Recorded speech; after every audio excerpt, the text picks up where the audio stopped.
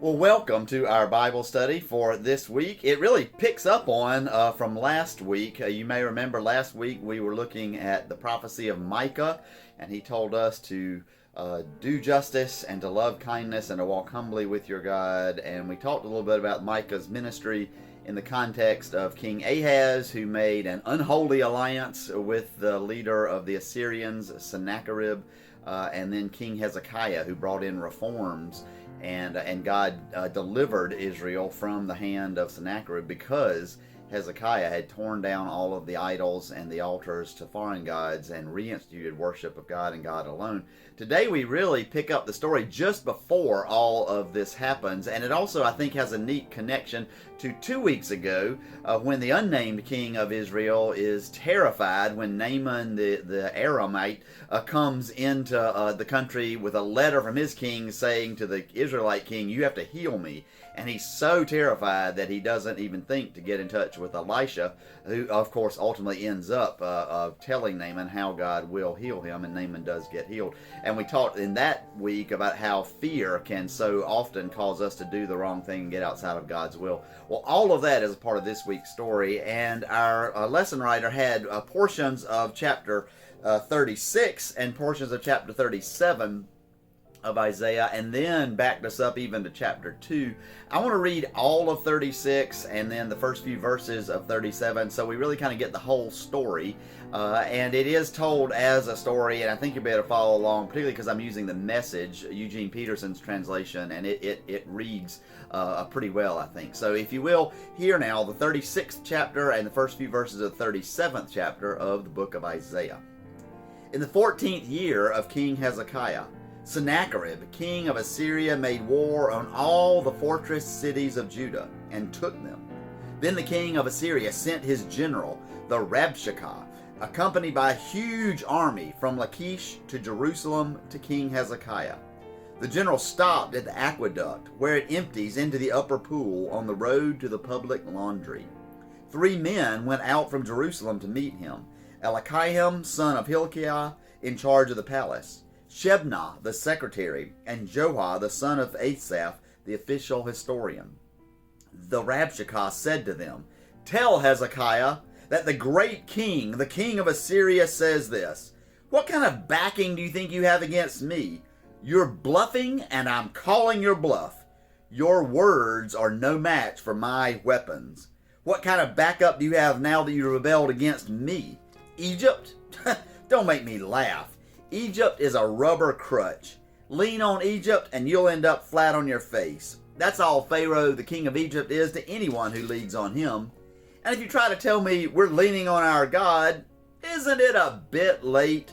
Hasn't Hezekiah just gotten rid of all the places of worship, telling you you've got to worship at this altar?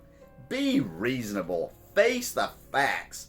My master, the king of Assyria, will give you 2,000 horses if you can just put riders on them. But you can't do it, can you?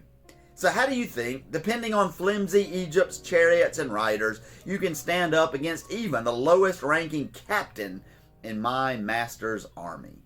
And besides, do you think I came all this way to destroy this land without first getting God's blessing? It was your God who told me, make war on this land, destroy it.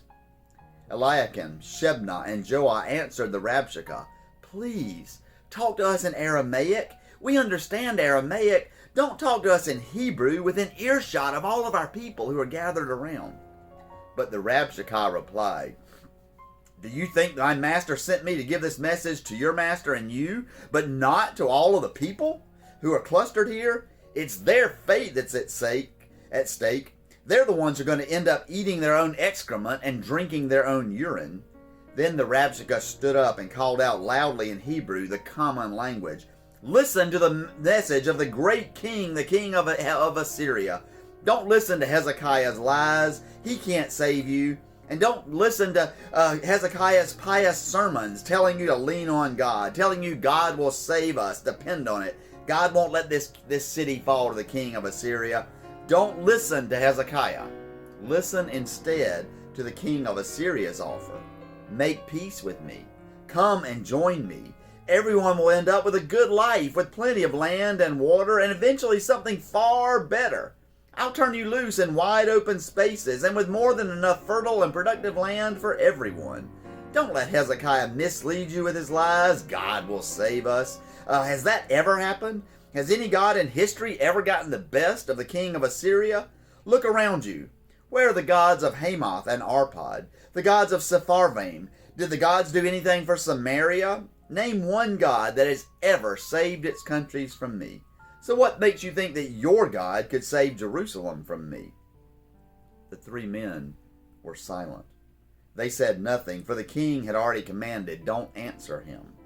Then Eliakim, son of Hilkiah, the palace administrator, Shebna, the secretary, and Joash, son of Asaph, the court historian, tearing their clothes in defeat and despair, went back and reported what the Rabshakeh had said to Hezekiah. When King Hezekiah heard the report, he also tore his clothes and dressed in rough penitential burlap gunny sacks and went into the sanctuary of God. He sent Eliakim, the palace administrator, Shebna, the secretary, and the senior priests, all of them also dressed in penitential burlap, to the prophet Isaiah, son of Amoz. They said to him, Hezekiah says, this is a black day. We're in crisis. We're like pregnant women without even the strength to have a baby. Do you think your God heard what the Rabshakeh said? Sent his master, the king of Israel, of Assyria, to mock the living God?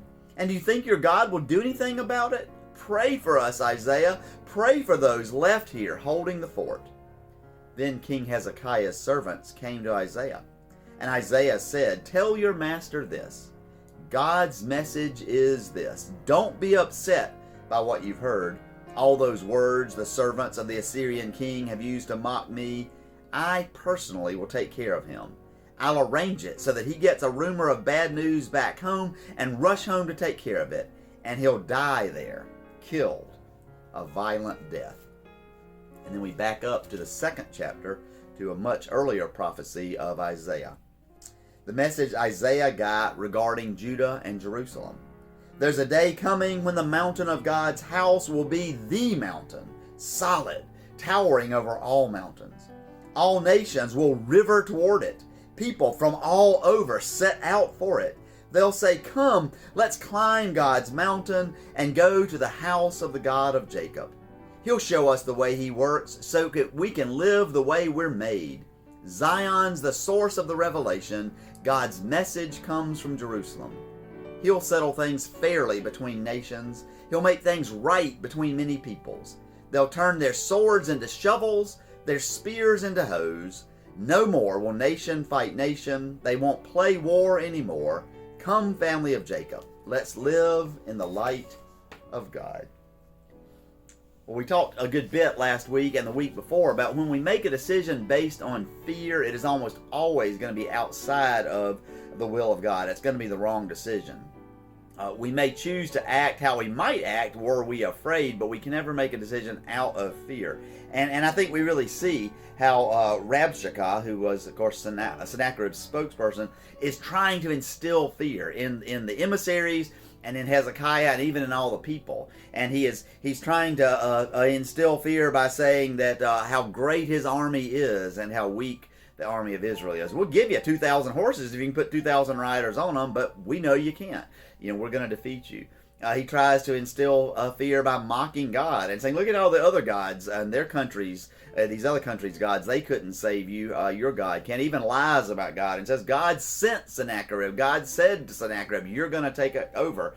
And so you're even maybe going up against your own God. He speaks in the street Hebrew, if you will, rather than in the formal Aramaic. And that is so that all the people can hear. He's trying to terrify everyone. And the initial result is much fear, isn't it? I think it's very significant the way that Peterson puts it. The emissaries returned to the king in defeat and despair. There's not a better way to describe fear than that, defeat and despair. And the king tears his clothes, and he also is feeling very much defeated, and he is feeling despairing. He is afraid that all indeed is lost, and now he has to decide what is he going to do. And before we get there, I think we need to think a little bit about fear and what it causes us to do.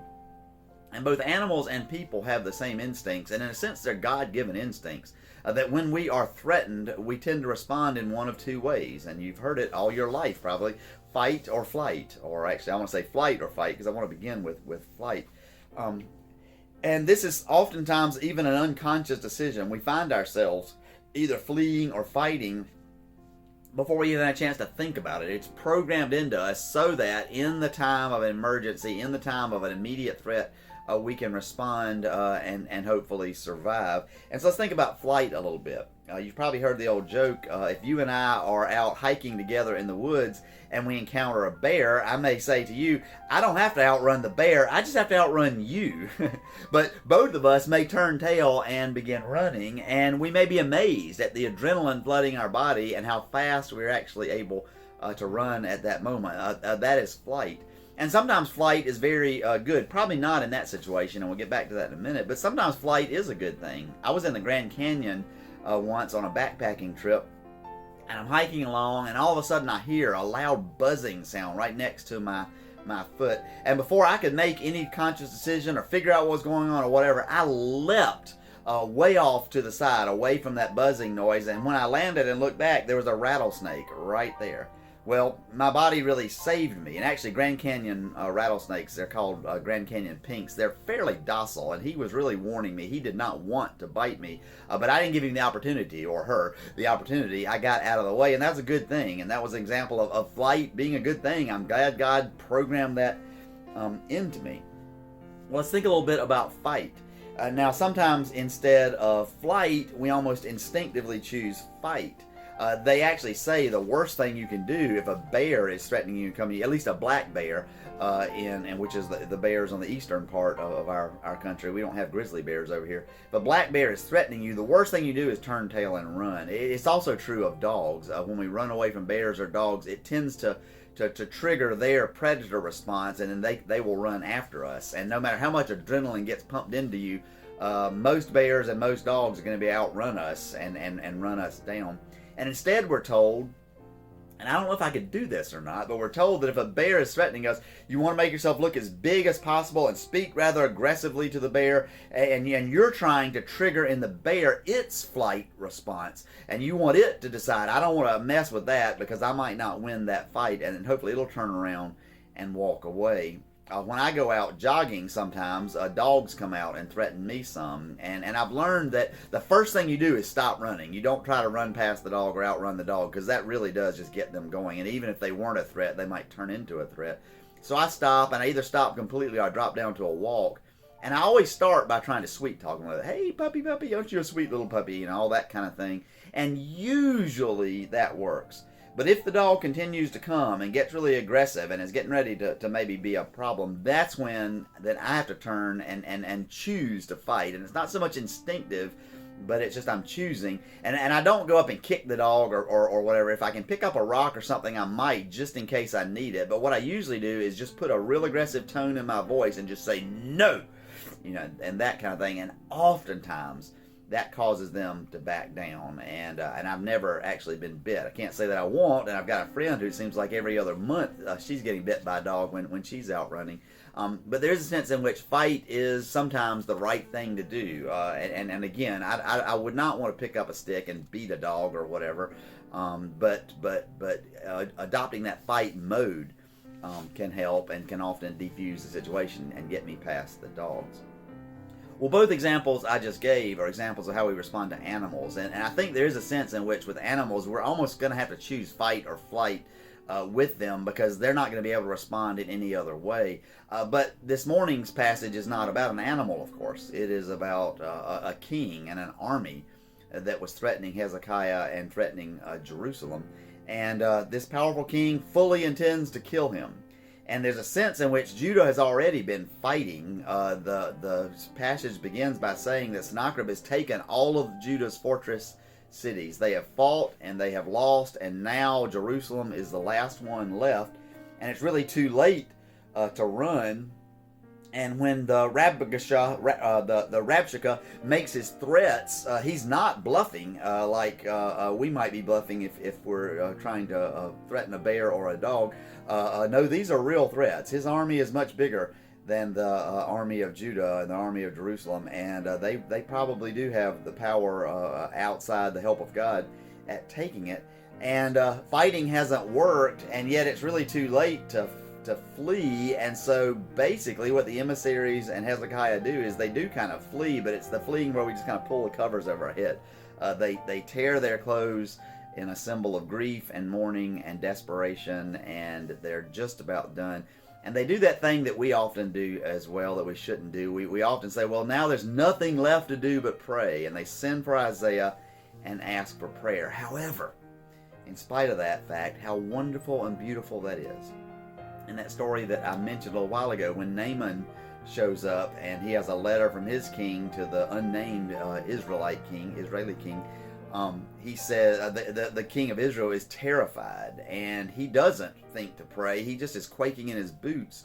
And it just so happens that Elisha finds out what is going on, and Elisha is able to help. But in this situation with King Hezekiah, he immediately summons Isaiah. He is trying to respond, not in fight or flight, and it may be the last response he has left, but he's trying to respond in faith. And he says, Isaiah, please pray for us. And I think that's really powerful. And I think that and what we could probably try to tell Hezekiah is, if you could flip that around, and of course in many ways Hezekiah already had been responding in faith, but if we can respond initially in faith, we don't have to get it. Maybe it doesn't have to get so far as it did with him. Now I think it's interesting that the first words that Isaiah says to Hezekiah is, "Do not be afraid." And then he says, God says, I've been watching, I've been taking account of everything that's going on, and I'm going to take care of this myself. But I don't think when Isaiah says, do not be afraid, and when we read in the Bible so many times, do not be afraid, that it means we literally won't be afraid. I think what they really are saying is, in spite of the fact that you are afraid, respond in faith anyway. Or maybe another way to put it is, why don't you respond as if you weren't afraid? If you were going to respond in faith and you weren't afraid, how would you respond? Now respond that way. And Isaiah is saying you need to trust God. You need to respond in faith. And there's a sense in which for Hezekiah it is so late, he just has to wait for God to rescue him. But oftentimes we still have options when others are threatening us, and we can find a way to respond in faith even though we're afraid. There's an old cowboy saying, it's attributed to a lot of different people. I don't know who really said it, but who said the saying is, courage is when you're quaking in your boots, but you saddle up anyway. And that's what I think Isaiah is saying, and that is, I think, the very crux of the lesson for us today. We are to respond in faith even when we are quaking in our boots. We're to do the right thing, even when it seems like doing the right thing is simply going to lead us to destruction, and we're going to trust that God is working in our lives in ways that we can't imagine.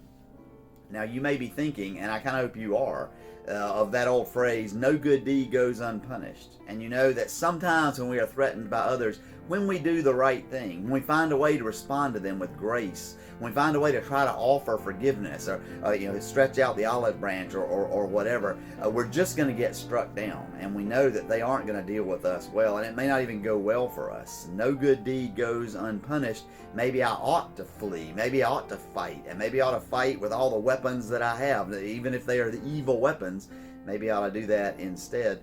I would mention to you, I think it was Friedrich Nietzsche, who was no friend of the church, but who said, beware if you are attacking a beast, if you respond to beastly tactics, you then have become the beast.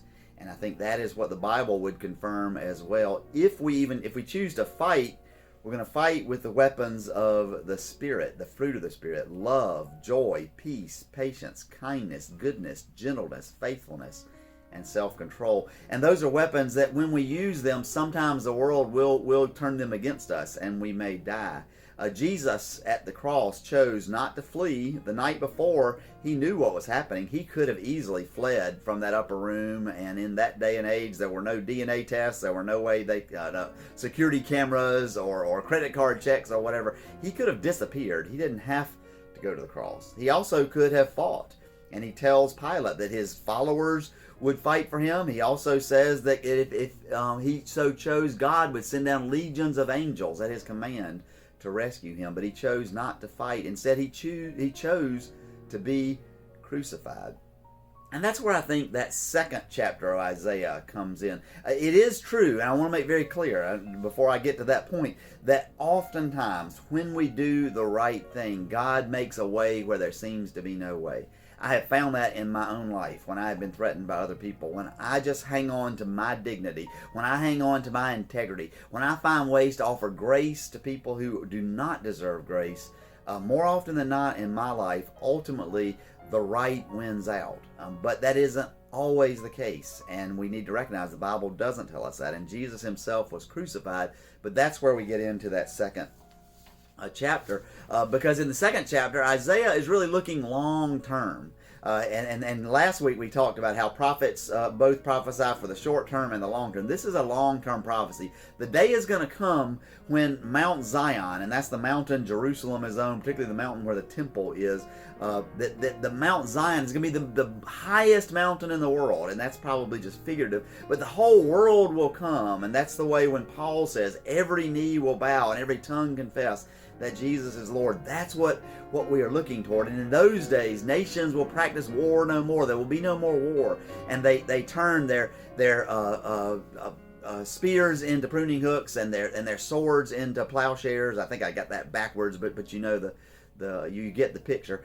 And everything is made new. And we are looking for that, and we are living toward that. And because we know that, we can even go to our own crucifixion. We can allow other people to be horrible to us and still respond to them as much as we can with love and with grace, and recognize that that God ultimately will win out, and that God will reward that we've done. Maybe not necessarily reward us, but our actions serve to bring the kingdom to earth in ways that we pray every time we pray the Lord's Prayer. And so that is so absolutely vital. Now, sometimes I do think God calls us to flee. Sometimes God asks us to move away, to go to a different situation. Paul would stay in a town until he got beat within an inch of his life, and then he would go to the next town, and he basically fled the situation. Sometimes God also calls us to fight. Now, we're always going to fight with the weapons of the Spirit, again, that we talked about a few moments ago, but particularly when we're fighting not so much for ourselves, but for other people.